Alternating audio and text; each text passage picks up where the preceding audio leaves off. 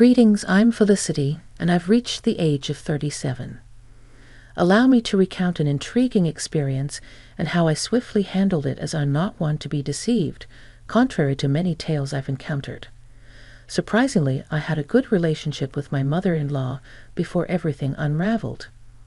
Our bond was smooth, filled with warmth, perfection, and mutual respect. My husband Frank was the love of my life, my partner in crime, and my best friend. From my perspective, everything seemed picture perfect. This isn't a delusion or oversight on my part. Sure, we had our arguments like any normal family, but there were no red flags, and all seemed well. However, the shocking turn of events that followed left me bewildered. Let me narrate the incident and explain why I chose to seek revenge on my husband and mother-in-law. I had planned something special for our family, a vacation originally meant for Frank and me. However, considering Tiana, my widowed sister-in-law, and her loneliness, I decided to include her. I sponsored most of the trip, covering accommodation, meals, and activities. Frank and Tiana were only responsible for their additional expenses. The plan was to treat them to a once-in-a-lifetime vacation in Spain, exploring Barcelona's vibrant streets, savoring tapas, and enjoying the Mediterranean sunshine. The thought of creating lasting memories and strengthening our bond excited me. Little did I know that this grand adventure would lead to events that shook the foundation of trust and shattered the illusion of our perfect family. Backtracking to that fateful day filled with hope and promise for our Spanish dreams, I stood in the living room holding plane tickets with a smile on my face. Gathering Frank and Tiana, I revealed the surprise. They exchanged puzzled glances, curiosity etched on their faces. Tiana, with her wise eyes, tilted her head slightly. With a flourish, I presented the tickets and shared my plans for our Spanish adventure, hoping to see joy and gratitude in their eyes. Frank's face lit up, expressing genuine anticipation. "Felicity, you truly are something else," he exclaimed. Anticipation bubbled within me as I eagerly awaited the commencement of our extraordinary journey. Tiana, on the other hand, donned a gentler smile, her gaze meeting mine. "Oh, my sweet Felicity, you've truly outdone yourself. This is a gift beyond measure. I'm deeply touched," she expressed. In that moment, pride and contentment swelled within my heart. Their reactions were a validation of the love and effort I had poured into this surprise. I had envisioned this vacation as the adhesive that would strengthen our bonds, creating unforgettable memories and fortifying the already seemingly unbreakable ties. However, as you might suspect, this tale takes a treacherous turn. Beneath the facade of our seemingly idyllic relationship, a complex web of deceit and betrayal lay in wait, ready to ensnare us all. When the truth unraveled, it would challenge the limits of forgiveness and test the very essence of family bonds. As planned, we boarded the plane, embarking on our 2-week adventure. The anticipation was palpable as we immersed ourselves in the vibrant streets and rich tapestry of Spanish culture. The first week unfolded seamlessly with the flavors of paella, exploration of historic landmarks, and dancing to the infectious rhythms of flamenco. Laughter and joy filled the air, and I reveled in the belief that our bond was unbreakable. However, little did I know that a storm was brewing on the horizon, waiting to unleash its fury upon my unsuspecting heart. On a fateful Monday morning, as the sun bathed the city in golden hues, I woke up to find an empty hotel room. Confusion and a growing sense of unease gripped my heart. Frantically, I reached for the phone, dialing both my husband's and Tiana's numbers, hoping for an explanation. But to my dismay, their phones remained silent, their voices absent. Fear began to claw at the edges of my mind as I searched the empty room for any sign of their presence. No notes, no bags, no traces of disturbances or struggle, just an unsettling silence that hung heavy in the air. It seemed I was left alone in a foreign land, and the minutes felt like an eternity as despair threatened to consume me. A glimmer of hope pierced through the darkness. My phone buzzed, signaling an incoming call. It was Tiana. Relief washed over me, mingled with confusion and a deep sense of hurt. Tiana, where are you? What happened? I questioned. Tiana's voice, tinged with a strange mix of resignation and frustration, reached my ears. However, it wasn't the same sweet voice I had always known. It sounded colder. Felicity, I felt the need to return your call since my phone was incessantly ringing, she uttered. Oh, I'm sorry for disturbing you. I was just wondering where you two went. Your bags aren't here, and I was concerned that something bad had happened. With an indifference that shook me to the core, she uttered the next words. We left you. But why? What happened? Did I do something wrong? Yes. I mean, how could you be so dense? Excuse me. You sprung up this trip on me, practically forcing me to go with you. I couldn't remain disingenuous any longer. Let me spell it out clearly for you, Felicity. I don't enjoy your company. Sure, we can spend a couple of hours together at a family event, but 2 weeks. I tried to be civil and grace you with my presence for as long as I could. Turns out I could only master 1 week with you before I lost my mind. I'm sorry, but I'm on the way to the airport with Frank right now. We can't be around you any longer. Shock reverberated through my core as the revelation struck me like a bolt of lightning, unraveling the threads of trust I had so naively woven. How could our seemingly unbreakable bond crumble beneath the weight of unspoken grievances? Questions flitted my mind as I grappled with this harsh reality. What had I done wrong? What exactly did I do to deserve such harshness? How did things escalate to this point? Was there no chance for reconciliation? Confusion and heartache intertwined within me, the pain of betrayal seeping deep into my soul. I didn't know you felt this way, Tiana, I said honestly. And you had no reason to. I'd always led you to assume that things were fine and dandy between us. Why not bring that up? Why not sit me down so that we could hash out whatever problem there was between us? Because if I'm being honest, I still don't know what I've done wrong. That's the thing. I just can't put my finger on it. But you just irk me. What? That's the most childish thing I've ever heard. You can't stand me just because of some inexplicable irk. Grow up, Tiana. I thought I offended you or something, but I didn't do anything wrong, right? Not necessarily, but it doesn't matter. What matters is how I feel about you, and I feel that you're annoying, and I just can't stand being around you. If that's the case, then why did you say yes to coming with us on this trip? Because it was a free trip to Spain. No one is going to turn down that opportunity. But as the days went by, I grew more and more tired of your antics. What antics, Tiana? What did? I do. What was so bad that you decided to leave me all alone in a foreign country? She failed to answer, and I grew more impatient with this impromptu disdain coming out of nowhere. I was shocked, hurt, confused, and angry, but most of all, I was just sad. I had to inquire about my beloved husband and what he had to say in all of this. Let me speak to Frank, I said casually and easily. Tiana passed the phone on to Frank, assuming someone, likely Frank, was eavesdropping on the entire conversation. He responded with the same indifference and coldness as his mother. Hello, really, Frank? You decided to leave me too. I didn't leave you because I don't like you.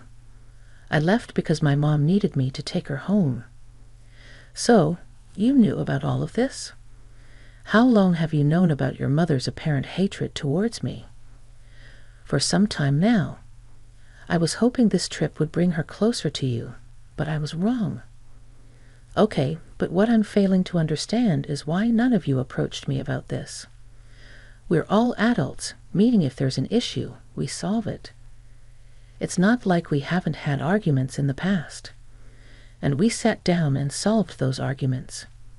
What's different about this time?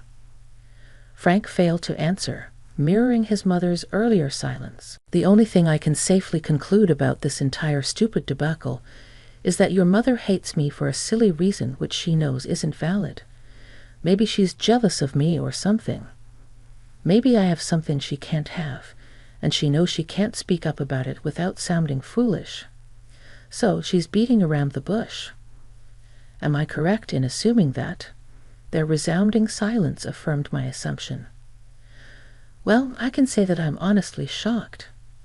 I didn't know that you two felt this way about me. I hope you have a safe flight back home. I cut the call, pacing around the hotel room, still trying to understand the issue. As I contemplated whether I deserved this treatment, I realized that 47 years on this planet had taught me that sometimes people hate for no apparent reason, driven by jealousy or bitterness. It's not uncommon, but the last people I expected this behavior from were my own family. After sobbing for some time, I had an epiphany, taking me back to the moment when I decided to take control of my destiny and seek vengeance against those who wronged me without cause. It was a pivotal moment that would forever change the course of my life. Wiping away my tears, a newfound determination welled up within me. I refused to waste any more precious emotions on their actions. It was time to show them they couldn't trample over my heart and get away with it. With trembling fingers, I dialed my childhood friend Arlo's number, knowing I could trust him with my darkest secrets. After pouring out my heart and explaining the painful betrayal, I cautiously asked if he could assist me in my quest for justice. Arlo, always the loyal and mischievous friend, listened intently, his voice filled with a mix of concern and excitement, reassuring me that he had my back. Felicity, my dear friend, you're a force to be reckoned with, and you know you can count on me for anything and everything. So what are you planning on doing? Well, Arlo, you know how your construction company always has excess sawdust. Yes, it can be quite a hassle to get rid of sometimes. I believe I've found the perfect use for it, I said, my curiosity piqued. I unraveled my plan like a carefully crafted script, detailing how we would execute the ultimate act of retaliation. Bags of sawdust would be delivered to Tiana's house, infiltrating every corner and crevice, leaving an indelible mark of chaos and betrayal. Arlo couldn't help but smile at the brilliance of my idea, a subtle yet impactful reminder to Tiana of the stress she had unleashed upon my life. Armed with Arlo's expertise and my newfound determination, we set our plan into motion. The question arose, how would we get inside the house before they returned? You need to get the spare key hidden under the potted plant on the patio. Then you'll be in, Arlo instructed. Wow, you thought of everything, huh? I'm not one to be played with. I think I'm a reasonable woman, but if they want to go lower and act childish, then I'll go even lower. Atta girl. As the hours passed, anticipation swirled within me. Arlo assured me that the mission was complete, and soon I would witness the fallout of our carefully orchestrated chaos. Then, like a sweet melody in my ear, my phone chimed with a message from Arlo. I eagerly opened the pictures he had sent, revealing a sight to behold. Tiana's once pristine home now resembled a post-apocalyptic wasteland, drowned in a sea of sawdust. Every nook and cranny had been touched by our mischievous hands, a scene straight out of a surrealistic painting, an embodiment of the chaos that had unfolded in our lives. I called Arlo, and his laughter echoed through the phone. I couldn't help but join in. It was a cathartic release, a shared moment of triumph against those who had betrayed me. I expressed my heartfelt gratitude to Arlo, acknowledging his willingness to tread the path of mischief with me. He simply said, "Naughty can be so satisfying, my friend." As the clock ticked away, I could feel the tension building within me. How would Frank and Tiana react when they walked through the doors of their once beloved home? The anticipation was almost unbearable, a heady mix of nerves and vindication. I couldn't help but relish in the thought of their bewildered faces and disarrayed emotions. Hours later, my phone erupted with frantic energy. It was Frank, his voice laced with panic and disbelief as he described the chaotic scene that awaited them, the sawdust-covered house standing as a testament to their betrayal. My heart danced with wicked delight as I listened to his exasperated voice. At that moment, I knew that the message had been received loud and clear. Their actions had consequences, and the chaos they had sown had come back to haunt them.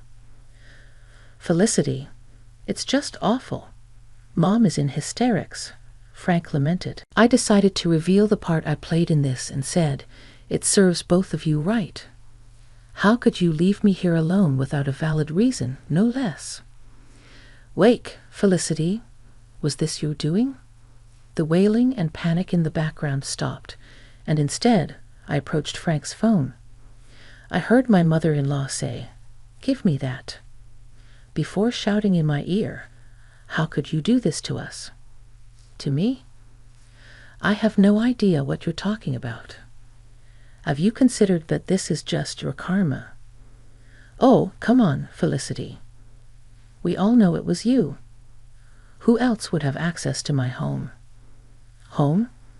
It's very easy to break into someone's home nowadays, Tiana, especially if you don't have any security cameras installed, which, by the way, you should seriously consider doing to prevent things like this from happening again.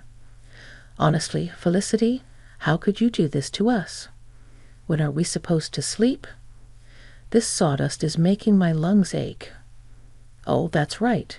You probably forgot to get the keys to my house, huh? Well, that's a shame." "Shame? I'm guessing you two are going to have to stay in yet another hotel. But for how long?" "Until I decide to come back from my vacation, I guess. I mean, I paid for 2 weeks after all. And who knows? I might feel greedy and decide to extend my stay." Frank then took the phone from Tiana, and she began to bawl once again, mourning her ruined furniture. "Felicity, this was foul. How could you do this? I don't know why you're assuming that I had anything to do with this. I mean, how could I? I'm currently relaxing in the hotel jacuzzi. How could I have done this?" I held back my laughter as the two of them were clearly confused as to what had happened, even though they suspected I had something to do with it, which I obviously did. But they didn't have any solid proof, so I basked in all the glory of knowing that they were frustrated but had nowhere to direct their anger. As I bid Frank farewell on the phone, a sense of contentment washed over me. I had taken control of my narrative, leaving them to grapple with the consequences of their actions. I know what I did was quite foul and even quite dangerous, considering how old Tana is. I mean, spending even a night in that house could lead to serious health consequences. But I knew that they wouldn't dare to dream of staying there. It was too sabotaged to be habitable. They just had to rely on staying in a hotel for a little bit longer, because I didn't want my money to go to waste. I stayed that extra week in Spain, enjoying the culture as I intended, while my husband and my mother-in-law were undoubtedly worried, trying to find a cleaning company that would take on such a daunting task.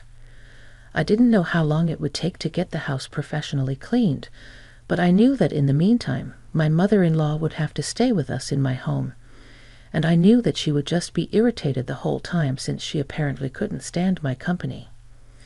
This should serve as a reminder to some of you that some people need to learn the hard way.